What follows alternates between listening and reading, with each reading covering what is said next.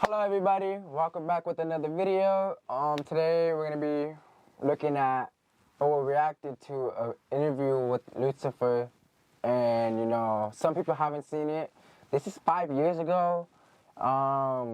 This video, if you've seen it, then you know exactly what I'm talking about. If you have not, then this is a good video to watch. I like this interview because it just makes a lot of sense, and it's mind-woking. And always look at the comments, by the way, because the comments are gonna have people like you guys that are looking for your answers that you guys need. So yeah, I'm not gonna do as much talking today. Just gonna get straight into the interview, and yeah, let's just get into it. All right, guys. So this is interview with Lucifer right here. I for some reason thought there was more comments. But you can see like the comments do like keep continuing if you go by, the newest. Okay, I see 22 minutes ago. It started to grow. It started to. Look how many views this thing had. For some reason I thought there was more. I for some reason thought it was 5 years ago. But you can see that it's continuing to like well playing this for a great job. On with the message is so real. Even if it's fake, the message is on point. Look around and you'll see he speaks the truth. So we're gonna go straight into this video. So let's see. Oh. Me, isn't it obvious? I just use humans' own innate physical desires against them. And since sexual desire seems to be the most powerful, I usually run with that.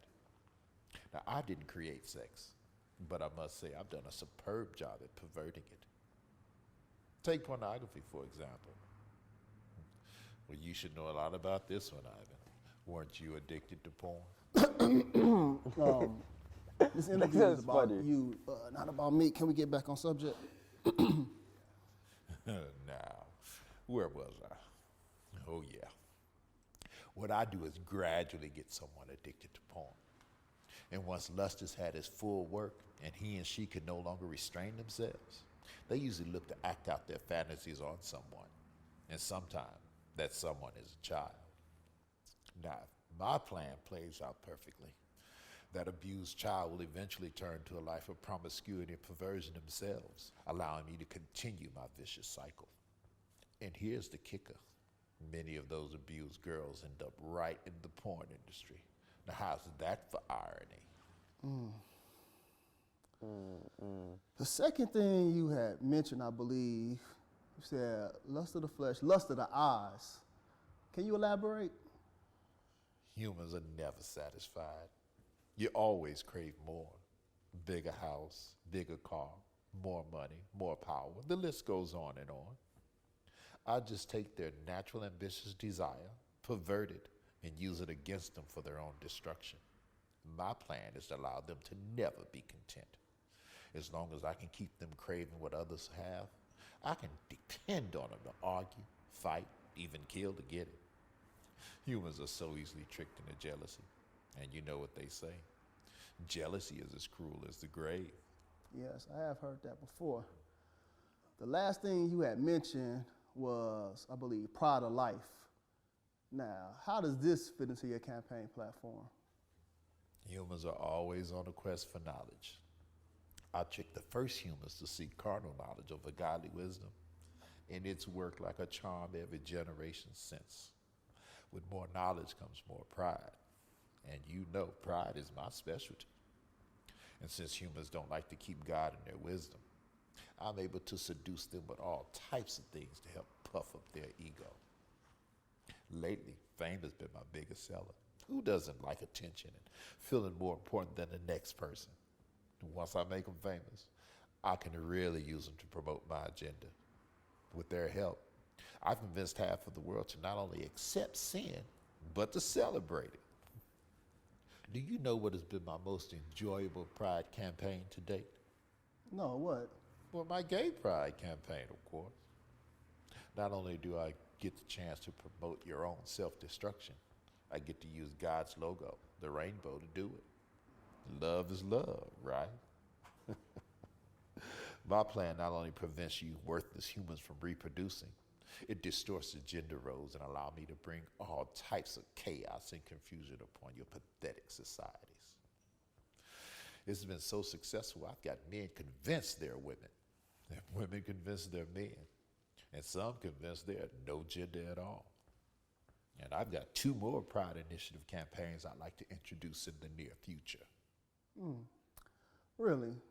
I'm guessing you probably want me to ask you what they are, right? Well, first, it's abortion pride. Now, I think we can pull this off. Society is definitely ready for it. I've enlisted to help a Planned Parenthood to work with marketing and promotions. And all we'll have to do is silence the so-called abolitionists and pro-lifers, because the rest of the church doesn't seem to care. And second is pedophilia pride. Now, society might not be ready for this one just yet, so we'll hold off. I need to desensitize them a little more before we introduce it. Okay. Let's change gears for a minute and talk about policy. Some may consider your policies destructive, dangerous even. What would be your response to that? What would you say to your detractors? All of my policies are aimed to do one of 3 things: either steal, kill, or destroy. And if it's not doing one or all 3 of those things, then it's not in my agenda, and I'm not promoting it. Okay. I'm happy you said that. It seems as if you promote your agenda differently to different ethnicities. If so, why? Of course, I'd be a fool not to. Take black people, for instance. As a people, they're super spiritual, so I can't really convince them that there is no God. What I have been able to do as of late is convince them that he's not the God of the Bible. Now, I've been real successful at promoting black consciousness and Islam in their communities. I'm so happy you mentioned black people. It seems as if we've been at the very top of your agenda for quite some time. Why is that? A few reasons. Black people help me reach the masses. Now, as you know, I was over music in heaven. My beats were so dope, I got over 1/3 of the angels to follow me. And once I got here to the earth, I needed artists and entertainers to help me promote my message here. Who better than black people? Black people possess all the natural rhythm and music ability that I need. And it's easy for me to influence them with money, since so many of them grew up without it. Another reason I target black people is because they're strong mentally and physically. If black men were to ever find their identity in Christ, I'd be in trouble. So I try my best to destroy the black family structure. He is weak. And keep black men away from his family and the church. Drugs and incarceration are a couple of my more popular means.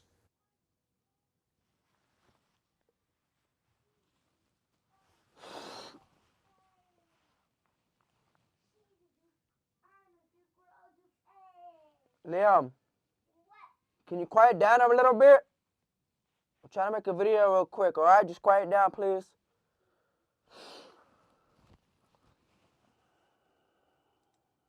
Without the head of the household present, I can become the head and influence the children without too much resistance.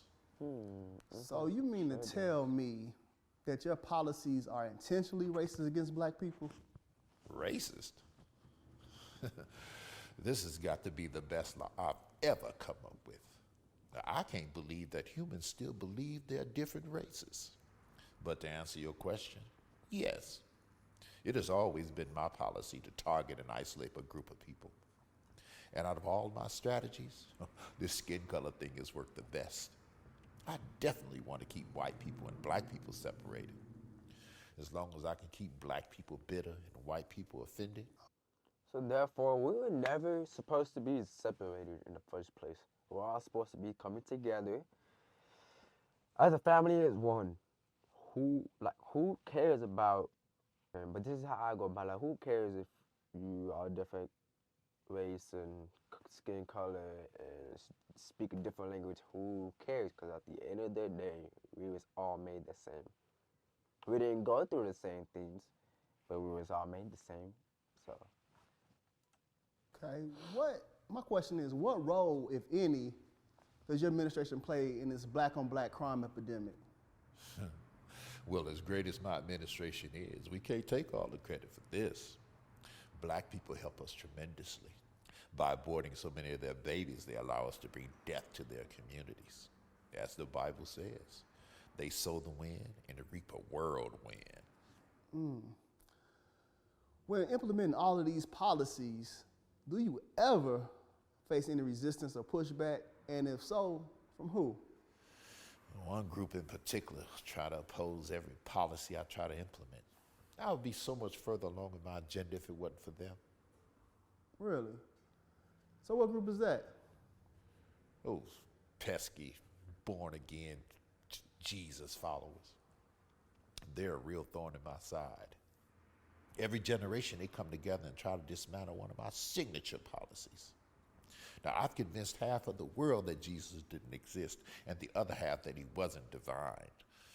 But I can't seem to convince them. They seem hell-bent on telling everybody about him and spreading his message. And some of them believe he's coming to unseat me in this generation. Crazy, huh? I tell you, those idiots are really messing with my legacy. So Lucifer, how does that make you feel when us idiots say that Jesus possibly could be coming back in this generation to unseat you? Y'all been saying that for I know he was centuries. happy to say that question. I just use it as motivation to get as much of my agenda pushed through and deceive as many people as possible before he returns. I think I've done pretty well. So, again, what he's trying to, like, let me elaborate that for you, for those who don't know. He wants to make everyone fall into temptation, sins, and, you know, as much as he could do to get you guys down there with him. Not down there with him, I don't even know. I don't want to know that. But to get you guys to where you guys, he wants to get you guys so you guys don't go where you guys should be going. Yeah, he obviously loves it. My record speaks for itself. About 150,000 people die each day, and most of them don't know Jesus. 150,000 people. Whew. Well, you know what? This concludes our interview. I want to say thank you for open, honest, pretty frank discussion with me. Is there any last words you would like to leave with our viewing audience? Yes. I'd like to take this moment and give a special thank you to two groups of people. First, I want to say thank you to all my followers. You are the hands and feet of my administration, and we could do nothing without you. Keep up the good work spreading my message.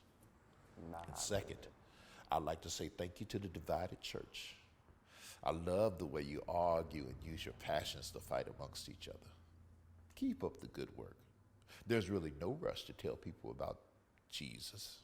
You all have plenty of time. So then war broke out of heaven. Michael and his angels fought against the dragon. And the dragon and his angels fought back. But he was not strong enough, and they lost their place in heaven. The great dragon was hurled down That ancient serpent called the devil or Satan, who leads the whole world astray, who was hurried to the earth, and his angels with them. Those many angels that God created that got casted down with the devil. Whoever listened to the devil more than God did. So then I heard a loud voice in heaven said, "Now you have come to salvation and the power and kingdom of our God, and the authority of his Messiah. For accuser of our brothers and sisters who accused them broke our God day and night has been hurled down."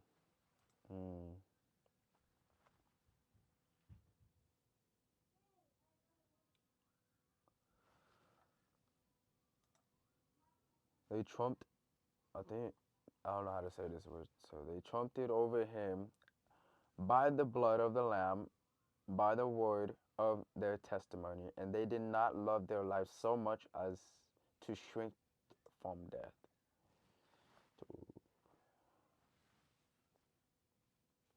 Therefore, rejoice, you heavens, and you who dwell in them.